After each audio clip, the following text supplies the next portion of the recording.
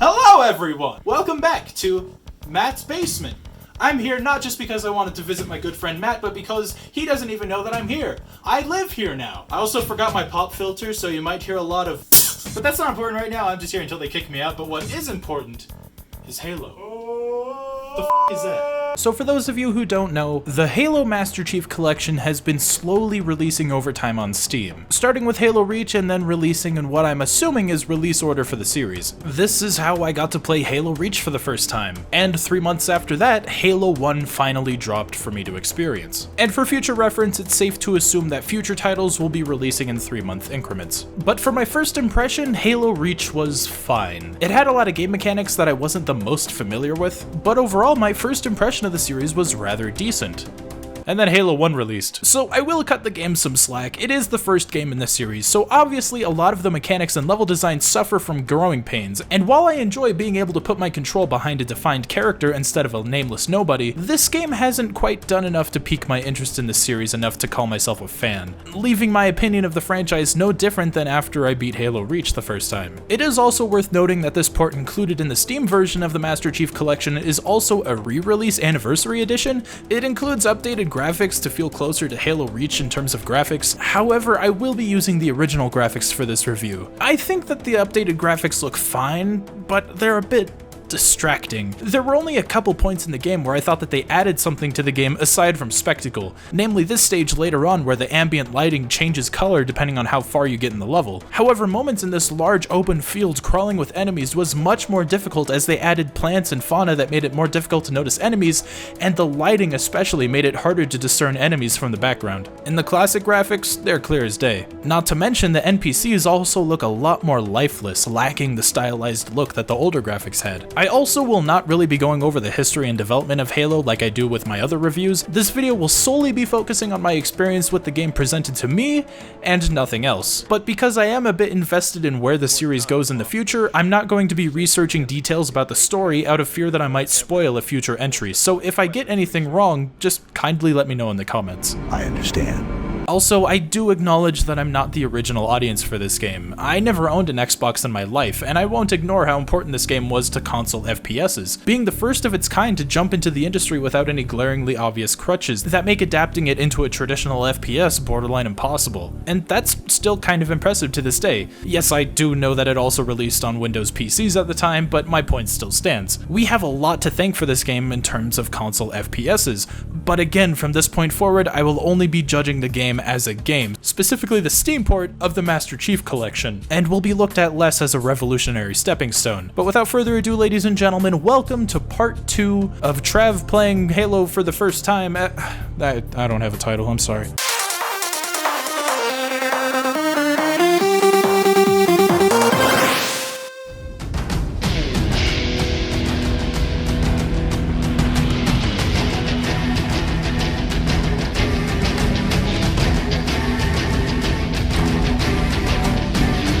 Alright guys, I'm really sorry, I don't mean to start this out on a low note, but this seems to be a 30 FPS game running in a 60 FPS world. I can only assume that the original game ran at an understandable 30 frames per second on original hardware. However, the team remastering it sort of paid no mind to it, set it to run at 60 FPS. However, the cutscenes just look jaggedy as hell. Thankfully, it's just the cutscenes. Directly following the events of Halo Reach, which yes, I know is a prequel, shut up, the Pillar of Autumn is doing Pillar of Autumn things until it's attacked by the Covenant, who we spent so long trying to escape from beforehand. And now the job of protecting Cortana falls into the hands of the Master Chief. Who is he?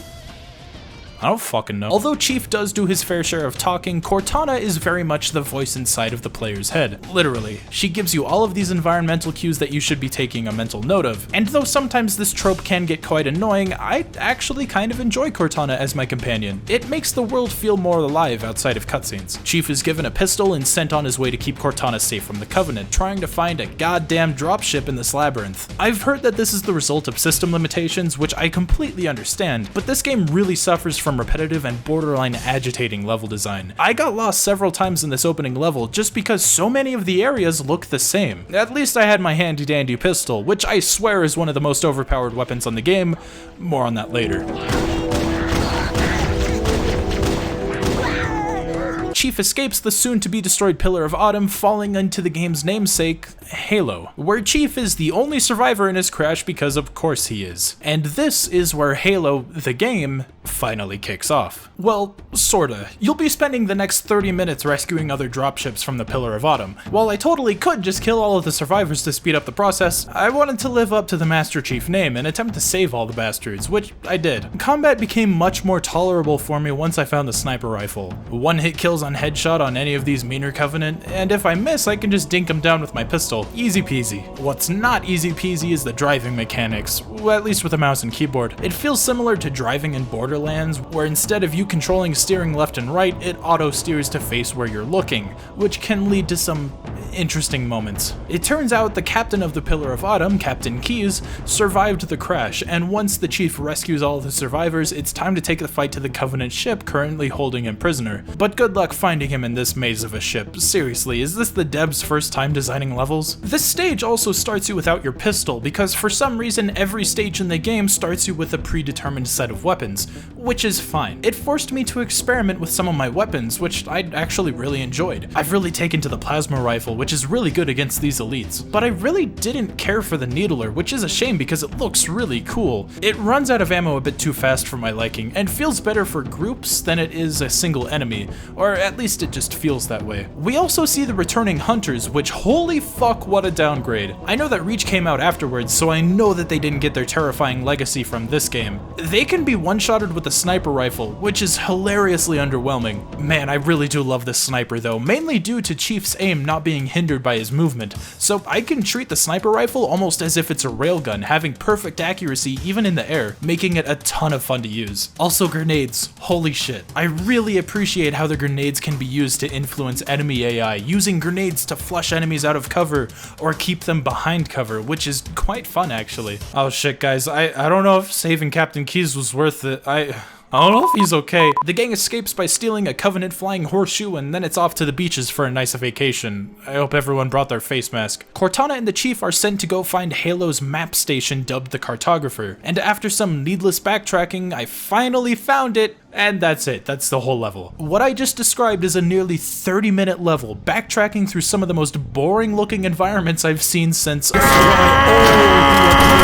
I'm sorry, but this level just really isn't doing it for me. I almost got sick of its shit and tried to turn the difficulty down just so that I could get it over with, but since the difficulty is locked per mission, I kept going. The only moments that I felt were noteworthy was this surprise golden elite coming for me near the end, and when the soundtrack finally kicked in to pump me up. All problems aside with the game, this soundtrack is fantastic. It is a little bit repetitive at points, but it's pretty damn good.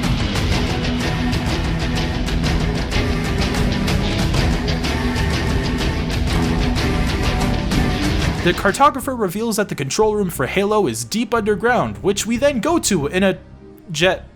Yeah, honestly, that makes sense. This is where I eventually succumbed to my urges and lowered the difficulty down to normal. Not because it was getting difficult, but because I really started to lose my patience with the game. A good chunk of the remainder of the game is this incredibly repetitive, near cut and paste level design, forcing you to go through the same boring rooms over and over and over again. But oh, don't worry, if you get lost, just look to these literal arrows on the floor telling you where to go. I mean, I'm grateful that these are here, but you know what I'd love even more?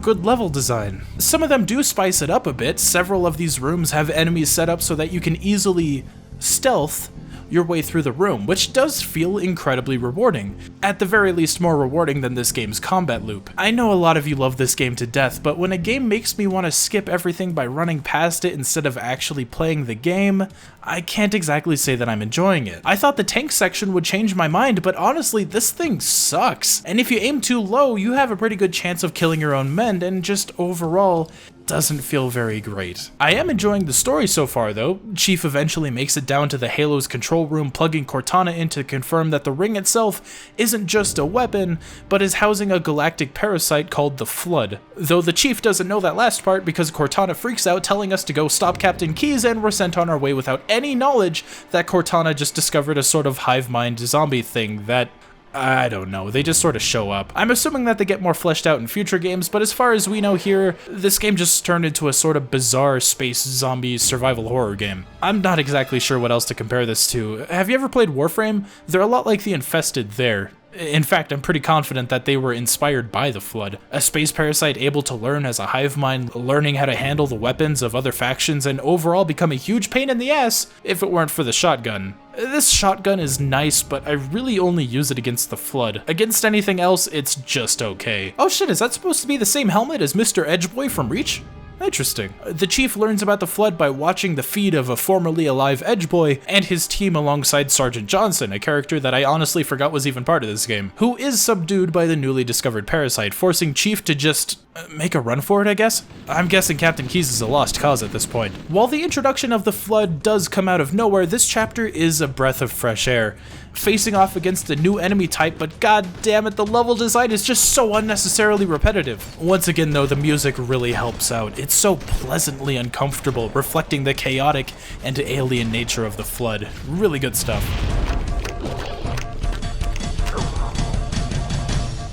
So I made it to the surface, and I was supposed to get picked up by this canopy, but I think I just got abducted by Wheatley from Portal 2. This is 343 Guilty Spark, a monitor for Halo, whatever that means. I would look it up, but again, I'm afraid of having future games spoiled for me. My function is to prevent it from leaving this installation, but I require your assistance.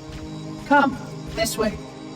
This level is so fucking boring. Every 2 minutes, 343 tells you to sit tight and fight off the Flood while he goes unlock stores, all while being this incredibly annoying jackass flying around the place spouting out lore during the most inopportune times. I want to listen to it, but I'm too focused on not fucking dying. This is one of those few levels that I actually prefer to play with the updated graphics, not because it looks better, but because the art designers were kind enough to use colored lighting to show that you are making progress. A lot of these rooms are just repeated over and over, and if you're playing in classic graphics, you'll feel a sense of deja vu, questioning if you're actually making progress. So the updated lighting for the newer graphics is actually quite welcome. The Flood were refreshing when they were first introduced, but this is just overstaying their welcome. So Wheatley sent us down into the ring to pick up the Index to, quote, activate Halo's defense systems, because I guess he just can't do it on his own despite having a mini tractor beam. Maybe it needs to be initiated by a human, I don't know. But then Cortana, still stuck in the terminal, stops Chief just in the nick of time because, as it turns out,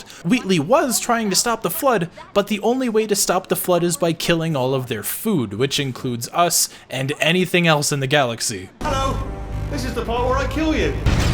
Welcome to 2 Betrayals, my least favorite level in the entire goddamn game. It has fun little moments like seeing the Flood and the Covenant duke it out, but this is literally the same level from 3 levels ago, but backwards. With even more backtracking, if you could believe it. Most of the time, it's usually cool to run through an older level with newer context, but this is using an already boring level and managed to make it even worse. Run to this side of the map, grab a Banshee, fly to the opposite side of the map, lose all of your shields because the story demands it, and die from a Flood carrying a fucking rocket launcher. Please tell me this game was rushed. Cortana plans to destroy Halo by finding the crash site of the Pillar of Autumn, the same ship from the beginning of the game, and using its reactor to destroy the ring, which again is a cool premise for a level that takes way too fucking long. This level is nearly an hour. Once again, it's just so goddamn repetitive and tedious and mind-numbing. It took so much out of me just to muster up the willpower to finish this level on my own. And in many times like this, I really wish I had a co-op partner to distract myself from everything the game was trying to make me do. Yes, I know people will probably say, well, the game's better co-op. Well, fucking literally everything is better co-op, so I don't think that argument stands. Once all 3 of the key plot points have been destroyed, Cortana pulls a Deus Ex Machina and says that we can use these destructible plot points to teleport ourselves out of the compound. It's okay, Microsoft, I know writing blocks are stressful. In order to get back to the Pillar of Autumn, we need Captain Keyes, or more specifically, his implants to get into the ship. Cortana insists that he's alive when, oh no, he's a tree now. Oh, no, don't, ooh, ooh! Oh yeah, we needed the implants. Never mind. This level actually wasn't too bad.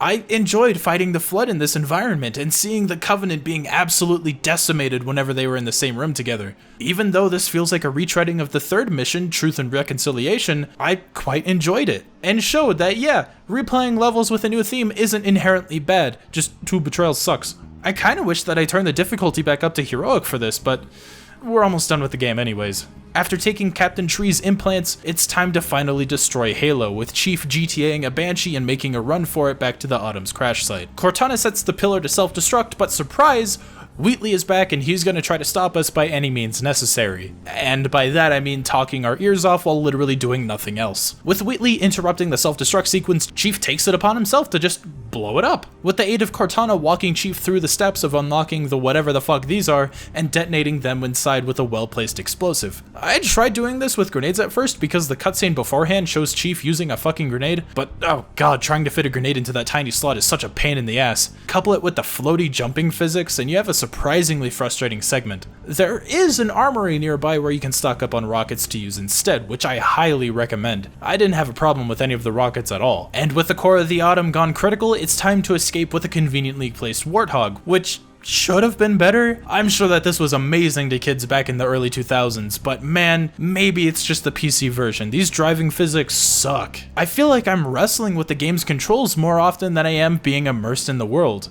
Or Halo. Okay, Echo 419, I'm here. Oh, she's dead.